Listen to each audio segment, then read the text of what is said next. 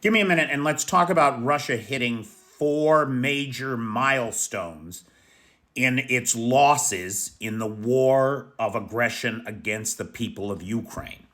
Now, the figures that you see here, a couple of things. These are from the beginning of the war, February of 2022, until the present.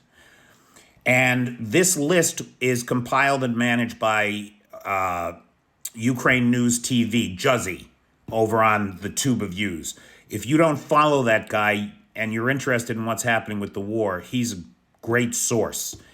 And I borrowed this list from him because he exposes a couple of things on it that you don't see on the official list from the government. And one of them is this right here. Artillery pieces have just hit 12,000 lost artillery pieces. That's 80%.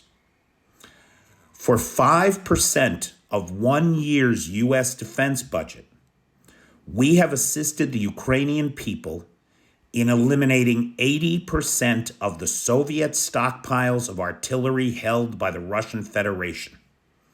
You tell me where you're going to get a return on your investment like that. If Reagan were alive, he'd be doing a jig. The same is true for armored personnel carriers. 70% of the stockpiles are gone. Now, shit starts to happen when you get up to 70, 80% of your equipment gone. That's why we see these cope cages on golf carts and the turtle tanks and such.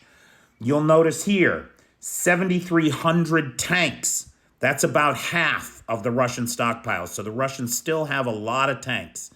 Although we see those yards, I've shown you some video or some stills of satellite images from those tank storage yards that have just been emptied as the Soviet stockpiles are whittled away. So 50% of the tanks, 70% of the armored personnel carriers, 80% of the artillery.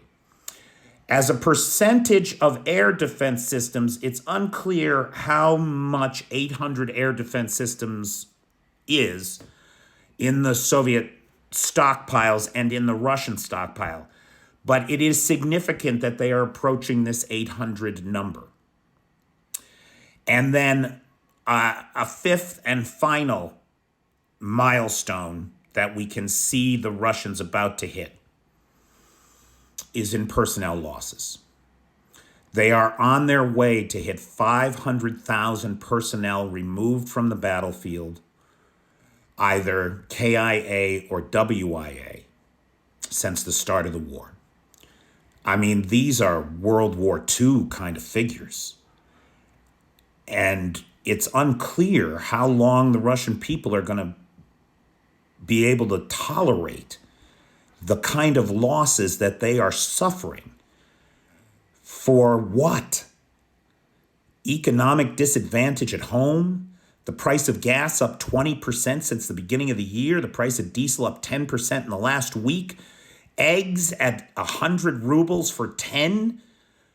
When the average income for a pensioner in Russia is 15,000 rubles a month, and you're paying 100, it's a bad situation for Russia. And it's about to get worse. And yet they persist in this insanity. I want to thank Ann Callie, who is the sponsor of this video. Ann joined the Patreon at the Dobrovicher level.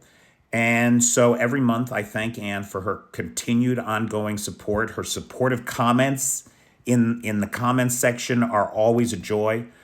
Very positive, very uplifting, Ann. Thank you.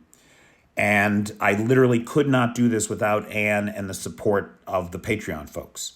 If you'd like a video sponsorship every month, just join the Patreon at the Dobrovicher level or higher.